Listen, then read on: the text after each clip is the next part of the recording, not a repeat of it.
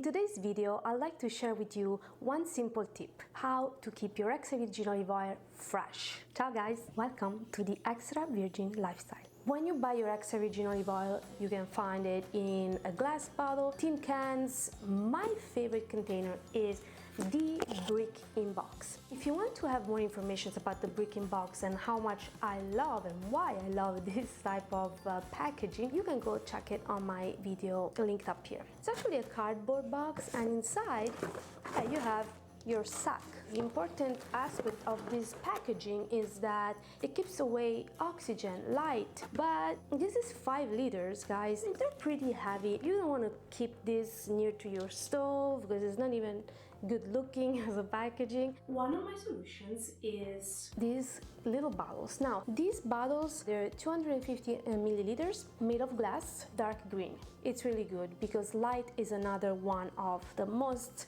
intense enemies of extra virgin olive oil. You can get this in like maybe bigger sizes, half a liter or whatever, but I like this size because I use as much olive oil per week for salads, for cooking, for everything. These bottles come with a nice colander.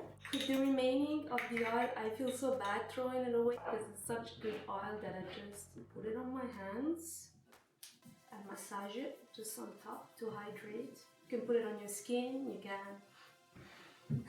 They come with this nice oil doser, and they have this little top that you can close because it's important to close these things. They make also different models of these tops. This is how I feel it. Press. It feels pretty fast. So towards the end, you slow down the flow, and actually stop. If you don't feel really adventurous, you can fill it up pretty much like this, like leaving maybe 4 inches.